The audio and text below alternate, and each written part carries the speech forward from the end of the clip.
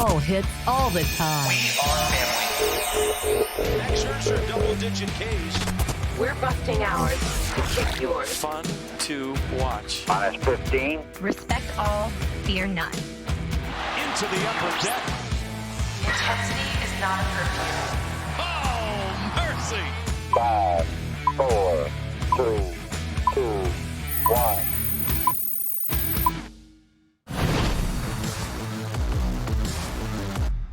From inside the warehouse at Oriole Park at Camden Yards, it is the MASN All Access Podcast. Paul Mancano, Bobby Blanco here with you. Of course, the MASN All Access Podcast is brought to you by Marymount University. Visit MarymountSaints.com to learn more about our student athletes and programs. Today, we got a lot to talk about, particularly the Orioles signing shortstop José Iglesias and how that impacts the Orioles roster, how that impacts the infield, Brandon Hyde's lineup.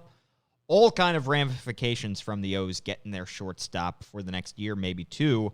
But first, you got to, you already subscribe, I would assume, to the MASN All Access Podcast, but you should be reviewing, giving it 5 stars on Apple Podcasts, SoundCloud, wherever you listen to us. Like it, comment along as you go. We are live on Twitter and Facebook and YouTube. So wherever you can get us, do rate and subscribe and like. That stuff actually does matter. Bobby? Yes. We have gone with sweaters today. Yes, it was freezing today. Yeah. I woke up and it was 28 degrees. And Yeah. I was like, I was actually nervous because you have a great sweater collection. Thank you, I do. Mine it's okay. But I was looking at all my sweaters. I was like, I'm pretty sure Paul has sweaters in all these colors as well. I was very nervous we were going to come in and be matching and to kind of be a little... Not odd, not odd to look at, but like a little jarring. Somebody's going to have to go home and change. Right. Yeah. Well, I was like, also, should I wear like an undershirt that I could take off my sweater just in case? It was a whole thing. But glad, you look great in blue. Thank you. It's purple, but thanks. That is not purple. This is purple. Absolutely. How is that purple? Let's get the ladies of the room. This is absolutely purple.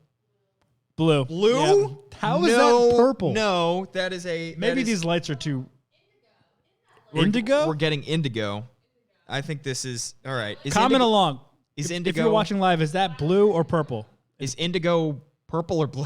I know it's its own color, but what spectrum? We will find out. That's not how you spell indigo. Wait, isn't color? Yeah. Oh, it's blue. Indigo is blue. But look at that looks purple. That does look purple. I will give you that, but that doesn't. That looks. This looks like your sweater, and that's blue. That is a more vibrant blue. It's a rich color between blue and violet. And violet. You're turning violet. Violet. You're turning violet. Also, my girlfriend works for a men's clothing store, and she will bring home like the stuff that they don't sell because she just gets it for free. But I'm like, oh, this is great, like free clothes. But then I start to kind of realize kind of why maybe they had to get rid of it. Like I noticed one of the sweaters was just like a plain colored sweater, but it had like a weird, like lightly colored stripe that went across that was clearly not part of the design, but some manufacturing malfunction. Just botched it. So I'm starting to wonder. So I have slightly off clothes, but they are free for the most part. This, however, is not from that collection. Okay. Well, I would say if you wear them, I have never seen anything wrong with your outfit. So thank you. If you feel confident wearing them, I feel like that's a bargain if you're getting them for free. I'm going to come in like Michael Scott, where I'm wearing a women's jacket with the buttons are on the wrong side. Yeah, the shoulder pads. Yeah, you'll notice. And it fits, so sue me.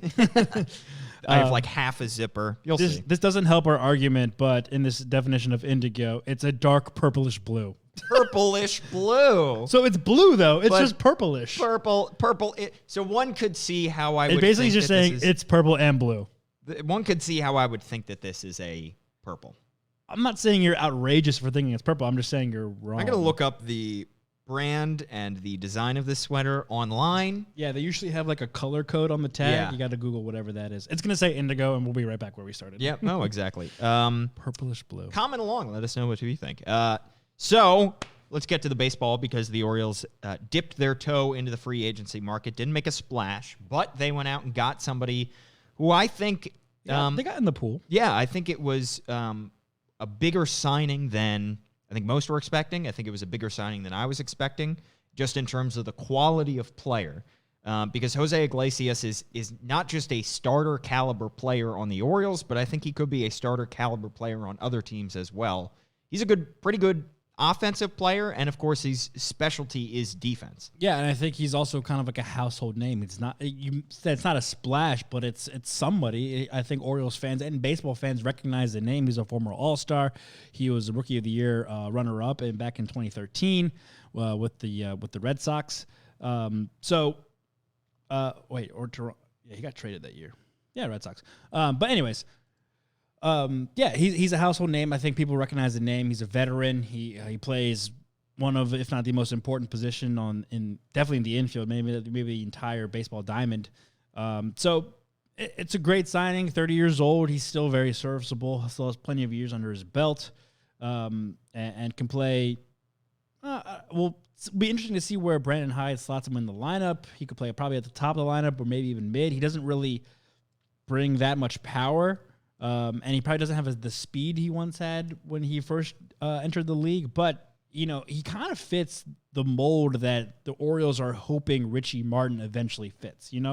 They see a future José Iglesias type in Richie Martin. So I think this signing, obviously it's for the Major League club. It's for Brandon Hyde to have another Major League caliber player on the roster, especially after you lose Jonathan Villar or trade him away. But he's a guy that they're envisioning that can be a role model, a mentor for Richie Martin. We know he played the whole season up here at the Major League Club because of his Rule 5 status. No longer the case. Can be optioned down to AAA. This allows Richie to not have to play shortstop every day for a Major League club. We know that there are some people within the organization, I'm in this camp as well, of that he played fairly good defense at shortstop, especially considering he was a rookie on a Rule 5 pick, playing well above his weight class. But there are also people in the organization that, and we know Brandon Hyde also really appreciated his availability every day to plug in at shortstop. But there are also people within the Orioles organization who didn't really like his metrics and defense at shortstop. So this allows him to maybe go down AAA, work on that for a full season, while José Iglesias fills in to that shortstop spot on the Major League level, playing Major League caliber shortstop day in and day out. And I think it was interesting when we were talking at the end of the season about handing out Orioles awards, and the first thought, of course, for both of us was to go to Richie Martin because he certainly passed the eye test. Yeah. But for whatever reason, the metrics weren't quite there, and that's something that Ron Kabako has mentioned on the blog, is that the Orioles, even internally, some are in one camp that the eye test, he passed it and he's got solid defensive tools. And some are on the other side that say the metrics simply weren't there. Mm-hmm. But we know that the offense was not, he hit about 200 and he certainly turned it on later on in the season, but not of a caliber starting shortstop on almost any other team, right. just offensively. Right. And that's not to say that he won't get there eventually, but this definitely gives them the option to push Richie Martin down to AAA and get him some everyday at-bats if they need to. If they don't think that he's quite ready, then they can definitely do that. So that signing kind of opens it up that way. And then every move that Mike Elias makes, he does so with an eye on the future. So, right. While he plugs in 2020, could he be a candidate that is, if he's having a great first half of the year, could he be a train candidate in July? Could they pick up his option for 2021, which was, I think, a nice move as well, adding that 2021 team option so that, if you do trade him in July, you're selling it as you get a year and a half of this player if you want him. Yep. And if you don't trade him in July, you have him at the end of the year that you can pick up his option, trade him the next July. Yep. So, there is that adds kind of flexibility. I think it was a smartly designed contract for that reason. And I think it just, if you have what was it, $3 million to spend, $4 million, that's an absolutely worth it signing for Mike Elias. Yeah, you have your Major League shortstop. Again, it's a high value position in baseball, and you need, not saying nothing against Richie Martin. Again, he was a rookie thrust into this role after being picked in the Rule 5 draft, but now you have an established Major League shortstop that you can count on giving you, hopefully stays healthy, around 150 games. I think José Iglesias actually, 146 games last year for the Reds. that's consistency. I mean, he hits 288, so, well above what Richie Martin did. Again, hopefully Richie Martin's bat comes around in AAA, but that's closer to 300. That's, again, maybe leadoff type stuff from your shortstop, or definitely higher in the lineup. And again, no longer the speed he once had. He never really was a speed guy. Most bases he's stolen was 15 back in 2018. Has only gone over 10 one other time, but he's that kind of mold where hopefully he gets on base more often than not, and then you have some of your power bats like a Trey Mancini, Hanser Alberto, Rio Ruiz, whoever it may be, driving him in later in the season. Well, it's interesting though, because he did with the Reds last year, and previous to that, he hit lower in the lineup as opposed to higher. He was a 6-7 type hitter, even fifth at times. So you wonder if Brandon Hyde is going to keep that, or if he's going to want to push him higher up in the lineup.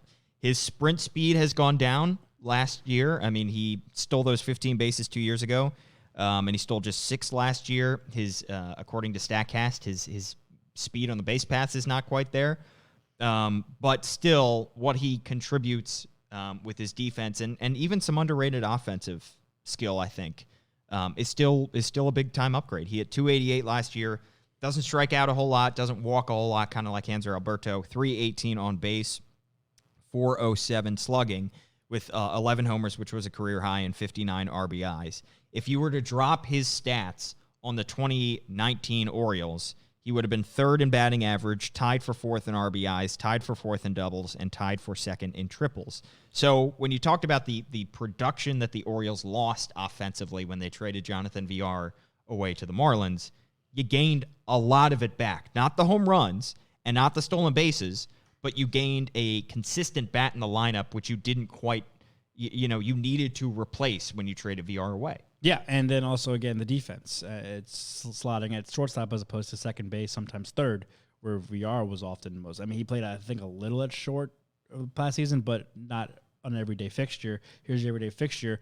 Of course, Jonathan Villar played 162 games last season. You don't need José Iglesias to do that. And we're also in the day and age of baseball where no player probably should be doing that anyways. It's a great accomplishment, but it's not necessary at this, this age of baseball. So, yeah, José Iglesias fills that role in the infield nicely. We know Mike Elias has been looking for that veteran infielder all off season. And like you said, he plugs in really nicely with this lineup. Hopefully, kind of has another veteran presence in the clubhouse, because we've talked about all the time, Trey Mancini is the veteran leader in this clubhouse, and he's still fairly young. Here's a guy that's kind of been there, done that. Obviously, I don't think he's ever played in the postseason, but he's been around for a handful of years, since 2012, I believe, 2011. He did play in the postseason years ago, 2013. 2013. Okay, so he has postseason experience too. So kind of a guy for players to look up to, especially learn off of. The defensive metrics are there, which you touched on yesterday on MASN All Access. Yeah, 9th in defensive runs saved, according to Fangraphs, in 2019. 7th in ultimate zone rating, and 7th in overall defense among shortstops. So he certainly is an above-average defensive shortstop. And not only, when we talked to Mike Rizzo, or we talked to Mike Elias, rather. Too many mics. At winter meetings in December, Elias made it clear he wanted to get somebody with a defensive-minded veteran middle infielder, particularly for the pitchers. Right. Because anytime you have solid defense around the pitchers, their stats look better, their numbers look better, they get more confidence. And I know that, they have FIP, they have fielding independent pitching. All of these stats are available to other GMs, and they're available to fans, but it still means something when a play is made in the field that should be made, as opposed to an error.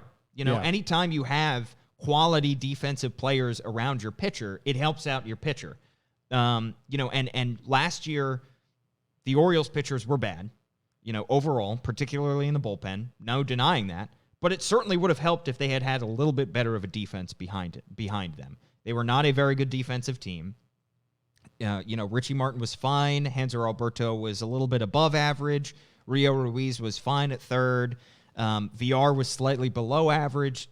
But beyond that, they had some huge question marks in the outfield. Trey Mancini was in the outfield, that he might be again this year, and that's not, his ideal position. it wasn't until the second half of the year where you saw Austin Hayes in center. Richie was starting to play a little bit better in the infield. Hanser was starting to settle in. He wasn't having to move to the outfield, that you saw the defense kind of uptick. And I think that just helps everybody around them. It helps the pitchers. And when you have an above average defensive shortstop, that helps out your second baseman, because they're double plays that you might make that you might not have. And it helps out your pitchers, because there are going to be a lot fewer guys on base than there would have been otherwise. Yeah, think about pitchers, especially on this staff. Like, how are you getting outs? Well, you're probably giving up contact, so you're looking for the guys behind you to record the outs. Right. Your job is to not give up too much solid contact, especially also home runs, keeping the ball in the yard. So when you think about, especially like ERA, earned run, like stuff like that in a sense, it's kind of a team stat, because it's not like they're striking out every single guy. Yeah, it's impossible unless you're Max Scherzer, Cole Garrett, whoever it may be.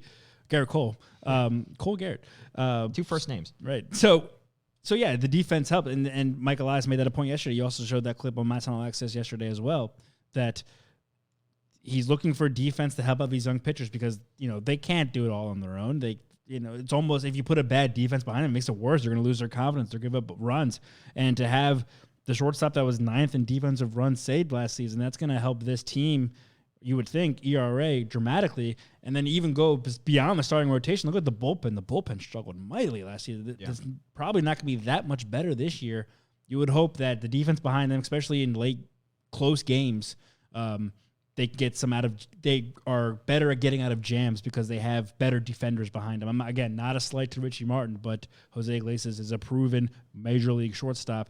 He probably adds more outs than Richie would at this point. Yeah, I mean, the stat is literally defensive runs saved. Yeah. You save runs. Yeah. And that helps particularly with, as Elias said, it helps particularly with the young pitchers, because they see those outs getting made. That helps their confidence. But it also helps the older guys. If there are guys on this team that, might be trade candidates come deadline time, if Asher Wojciechowski maybe turns in a good first half of the year, if John Means, if he's turns out to be a trade candidate at some point. So there are guys, or Richard Bly or somebody like that.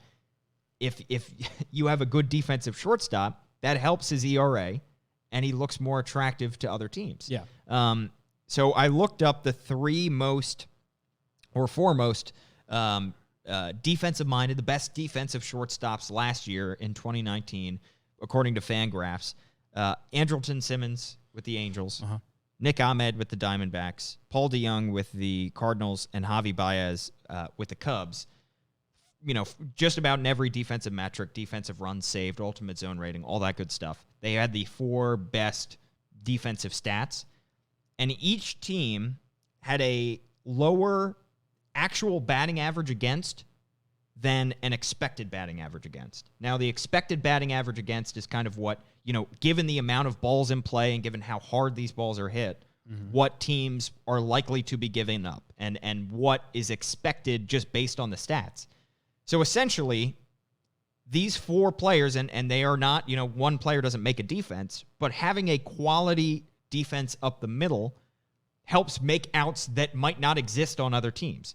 So the Orioles, for example, had a high batting average against, a 271 batting average against, but it was expected to be a lot lower because the defense was expected to make more outs out of balls that were put in play. Right. So they were expected batting average against was 266. So that's a 5-point difference. So that means that, hitters on average are hitting 5 points better than they should because the defense is not making those plays. Right. But when you have a supreme defensive shortstop, that helps get fewer guys on base, you help make more plays, and you help get out of innings a whole lot faster than you would if you had a subpar defensive shortstop. Right, and then its shortstop is nothing compared to it's way more important than like a right fielder. Yeah, or first base. Right. Yeah. So no offense to Trey Mancini or whoever's out in right field or the corner outfielders, but you would think that major league caliber veteran shortstop could cover most, if not maybe all of that, that 5 points in a batting average difference. So yeah, it's a huge factor. And again, that's why Mike Elias was looking for a veteran infielder. One, he's said multiple times, help the young pitchers, bring those averages against down, bring those ERAs down. And then also help Richie Martin where the pressure's not on him to be the everyday shortstop right out the gate. Maybe learn some more, get his bat going at AAA. Yes, I don't think anyone is upset about, I mean, not that they would be, but I'm saying this is a good fit for both sides because, again, José Iglesias is now coming to a team where he can be the everyday starter, rejuvenate his career, become a trade piece, maybe go to a contender in July or the following July, and go back to the postseason like he did earlier in his career. So yeah, it makes sense on all accounts, and smart on Mike Elias, like you said, to add the options, and then also looking at the metrics of it, where like, hey, this guy was really good defensively. He comes at a relatively fair price. Let's just add him in right now for a year or two and see how much he improves this infield defense. Yeah. So now that he has been added to the fold, we can kind of start to squint and see the Orioles starting lineup and their starting defense. Let's say you slot him into shortstop. Let's say, based on what we've heard from Elias and Hyde, Chris Davis is going to be your first baseman. Okay. I don't know entirely how many games he's going to play, but let's say right out of the gate he gets that job. Where do the other positions start to fill in? So I think you can assume Austin Hayes is going to be in center. You can assume a Trey Mancini at this point is probably going to be in right. Where else do you start to fit guys? Do you I think you put Heinz or Alberto at second. Yep. That would probably be José my Iglesias at short. guess. José Iglesias at short. Rio Ruiz. Probably at third. And then You still have Renato Nunez as your DH. DH. And then Santander or Stevie Wilkerson in left. Yeah. I think at this point Probably that's- Santander being starting at the gate. Just I think he had a higher volume of games last year. Yeah. Improved pretty well especially in the middle of the season. Right. Got his own fan club. He did get his own fan club. Yeah. And catcher Severino. I think probably. I think you're looking at the same split unless they add somebody, and they have been linked to Caleb Joseph apparently, according to really? Rock. Yeah. But I Caleb Beck. yeah. But I think they're still looking at the same split with Cisco and Severino behind the plate. So you start to get, and when you look at that starting nine, I think it's slightly improved. Over Well, last the other year. thing too is with the Iglesias, like, and we just talked at length about why Mike Elias favored defense, but he didn't need to get an offensive shortstop at this time because look at all the names we just mentioned. Mancini, you would hope that Davis comes along. I mean, again, I feel like we say this the past couple of years. He can only get better, go up. So Mancini, Davis is a power bat. Renato Nunez. You hope Rio Ruiz has a pretty average year offensively. Maybe Austin Hayes takes that leap. Santander stays consistent. You don't need a juggernaut at short offensively, and you can slot. I mean, we just talked briefly about where to slot him in the lineup. Yeah, you could slot him in that six hole, like where he was with the Reds, or Richie Martin was usually ninth, or near the bottom of the lineup. They did not need this offensive juggernaut because they have offense, and we talked a lot last season how like it's not the offense that's keeping them out of games. It's the pitching and sometimes the defense. They can score runs at times. That's never been the issue. It's more consistent defense and pitching.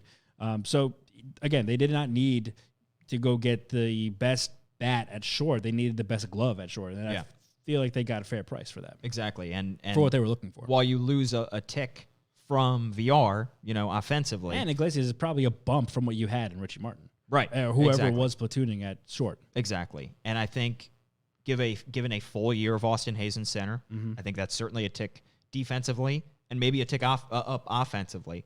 So it seems like they are just slightly better right out of the gate if this is the starting lineup that they go with than they would be last year. The starting pitching might not be there.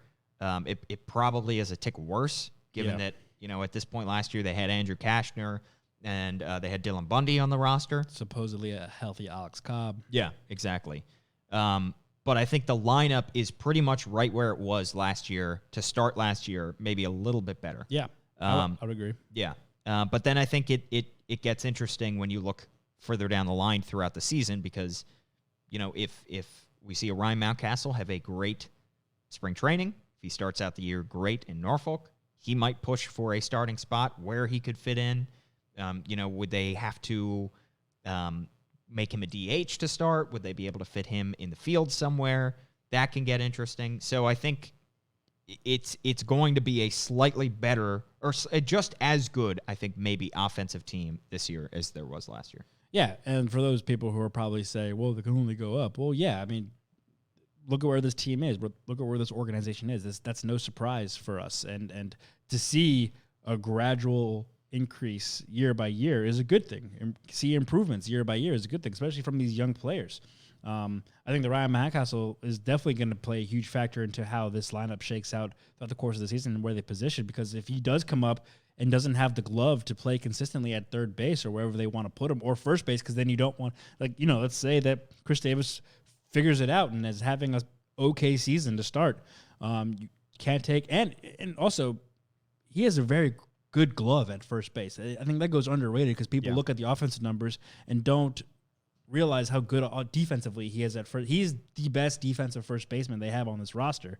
So, I mean, we just mentioned how not valuable the first baseman is compared to a shortstop defensively, but still, you want your best gloves out there at all times. Then you can't take away at-bats from Trey Mancini, whether that be in right or first or designated hitter. What if Renato Nunez is then you kind of slot him at third, and you have to play him in the infield as opposed to the DH. Is that a drop-off defensively from Rio Ruiz? Probably. But then have your best bats in the lineup at least. So it's going to be interesting to see how this guy Connell shakes out. Again, there's going to be a lot. They broke the record for players used last season. The franchise record, they used so many different players, brought up so many different guys. And the way that the farm system improved last season, I expect that to be the same this year, kind of in that trend of using – what was it, like almost 60 guys over the course of the season, which is just so many players. But in a rebuilding team like the Orioles, that's kind of a good thing. You're giving everyone a shot. You're seeing who can play at this level, who has promise. And the outfield's going to be interesting, too, to see if these guys can, like Austin Hayes in particular, like I would agree that I would slot him as your starting center fielder out the gate, but can he play consistently throughout the course of the season? Yeah, can he stay healthy is a big thing, too. That's another. I mean, the way he plays – probably not. I mean, he plays just with his hair on fire, running into walls and stuff like that, which is great, which is fantastic, but it's also risky. So can he stay healthy? Can he stay productive both at the plate and defensively? Can he keep that step? He's a young guy, but again, he's not always healthy. It's going to be a lot of question marks and figuring out the best lineup day in and day out, both offensively and obviously they're going to be stressing defense this season too. It's going to be interesting how it shakes out. But Iglesias helps kind of figure out that mold. Yes, it solves a lot of issues with one kind of signing. It's like, I mean, we talk about on the national side of the podcast the dominoes because they're high in free agency, but Iglesias, his domino falling right here helps others in terms of Brandon Hyde's filling out the lineup kind of fall into place. Yeah, because he's got shortstop figured out. Now you know you don't need Rio Ruiz there or whoever. I mean, I don't know keeping Richie Martin again for another season. You kind of can fill out their spots. Because now you have one definite at a high level position. Exactly. Comment also that we're getting live from Robert Sullivan asking about Yosniel Diaz, and he said kind of a shame that Chris Davis is blocking Diaz. I would say Davis, if anything, is blocking Mountcastle because you know if you didn't have Davis, you might put Mancini at first and have maybe a Mountcastle in the outfield, as opposed to he's saying Davis is blocking Diaz. But the other thing with Diaz is, when they traded for him in the Manny Machado trade years ago, or a year and a half ago at this point, they saw the tools, but he is far from a finished product. And, he definitely, I think, has very much still the ability to factor long-term into the Orioles. But I think at this point, he still is working on his game, and he still needs to get things together. We saw flashes of it, especially in the second half of the year last year with Bowie, but he needs to improve his defense. I don't think they want to, similar to Mountcastle, I don't think they want to bring up a Yosniel Diaz just for him to DH. I think they want to see if he can stick in the outfield before they bring him up. So I think that's an interesting way to go with this as well. But there are guys that are going to be pushing for big league spots in 2020. And they're just going to have to find room for them. Yeah, in terms of Diaz too, I don't think he's there yet. I mean, I don't think he is. I think we would have seen him last season if he was close to breaking through. Yeah, or at least come up to Norfolk or something. Right. I mean, he hasn't breaking through Double-A Bowie, and even at Bowie, I mean, we spent a lot of time at Bowie last season, especially because they made the postseason. But he hasn't shown that he is ready for that. I don't think he's being blocked by anyone. I think it's just more of a matter that he is not ready and not there yet, and they don't want to just force him up here just to force him up here. He is one of their highly touted prospects at this point from the Manny Machado trade. You might as well bring him along slowly and not rush him up here. There's no point in rushing him up here at this point. I mean, what need do they have for another outfielder on the major league level? I mean, they've got plenty right now, plenty of young guys who have proven that they can maybe, kind of punch above their weight class up here. Somebody also bringing up Chris Richards saying Rylan Bannon is a sleeper. That's another interesting guy as well because he's an infielder who's a little bit versatile. Kind of one of the underrated guys that they brought back in those midseason deals in 2018. Bannon's offensive numbers have not been outstanding, but the fact that he is versatile defensively, I think he could potentially. I think he would have to have a strong start to the season in 2020. Maybe a good spring training, but certainly a candidate to maybe come up mid-year if he's having a good first half of the year. Yeah, and versatility. Yes. Plays a big factor. We know that Brandon Hyde loves those kind of guys. Definitely a good defensive option, but like you said, I don't know if the bat might be there right there. Yeah, and then one more comment coming from Beth Kirky about Matt Wieters in a potential reunion. That's an interesting name because we've also heard Caleb Joseph's name being thrown out there, connected to a different regime. Same team, but they're same with Caleb Joseph, more connected to the Dan Duquette era Orioles than the Mike Elias era Orioles. Way before them. Yeah. But if they are looking to still make an upgrade at catcher just for the 1 year, I think those two guys are out there.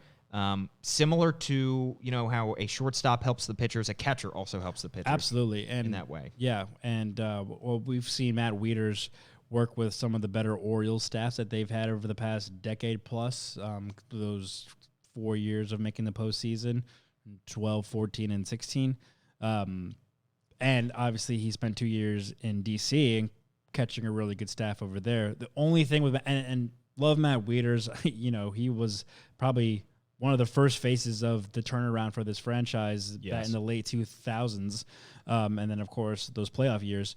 But we covered him for those couple years in D.C., and I think the one thing that this regime and Mike Elias and Sig Mejdal aren't going to like about him are his metrics. I don't think he's never been that kind of catcher. He's been a great power catcher. He's been a great clubhouse guy and leader. I think he's going to be a fantastic manager one of these days down the line, but I don't think they're going to like his metrics behind the plate or even at the plate batting at this point in his career. He's not the same guy. No, definitely not. I mean, he's suffered a bunch of injuries. I think it's kind of like, who do I compare him to? But it's not his fault. I think he plays a position he's too big for. Yeah. He's like 6'3" playing catcher. So I just don't think his body contorts like that anymore. He had a pretty solid season in St. Louis, but also backing up one of the greatest catchers of all time in Yadier Molina. I don't see this front office. It'd be a great story. Love to see him back in an Orioles uniform before he retires. That'd be great. And he could mentor Austin Wynns, Chance Sisco, Pedro Severino. But I don't think they would bring him on to be a player based on, he's just not the same player. Right. We did see the team last year sign a Jesus Sucre. That didn't work out, but I could see them very much going in the same way, a minor league deal for a guy who has a little bit of major league experience just to help mentor, a Pedro Severino, a Chance Sisco. And, eventually I still don't think we're going to see an Adley Rutschman in 2020. No. But 2021, I think, is very much probably at this point, you look at it, assuming everything goes right in 2020, the target year is 2021 for Adley. Well, how about that for a story? If you bring back Matt Wieters in like a coaching role, and the last big catcher you drafted in the first round, now coaching your number 1 overall draft pick catcher. Yeah, I mean, I love the idea of Wieters being a manager someday. I think he would be an outstanding manager. Absolutely, and they say that catchers sometimes make the best managers because they're in charge of the whole game as players, especially defensively. So they kind of know the ins and outs of that. So that'd be. I'm getting kind of giddy thinking about it. That'd be just so many heartwarming. Flashback, very heartwarming. So many nostalgic almost, flashback memories of Matt Wieters, his debut, all those great years he had here with the Orioles and the Gold Gloves, the awards, the All-Stars. then training basically, his the future him. Yeah. That'd be interesting. Of course, we made Eric Arditi very happy by just mentioning Adley Rutschman. There he goes. All right, let us know what you think of the José Iglesias signing, what that does for the Orioles infield, and where he could slot into the Orioles lineup and Brandon Hyde's lineup. I'm sure Brandon Hyde was very happy to see that they brought him along. Let us know in the comments. Of course, you can catch the MASN All Access podcast on Spotify, SoundCloud, Apple Podcasts, Google Podcasts, YouTube, Facebook, wherever you can get podcasts, you can get the MASN All Access podcast. Remember to rate, subscribe, 5 stars, all that good stuff. He's at Bobby_Blanco on Twitter. I'm at Paul Mancano on Twitter. Thank you to Amy Jennings, our producer. Of course, the MASN All Access podcast is brought to you by Marymount University. Visit MarymountSaints.com to learn more about our student athletes and programs today. We'll see you later.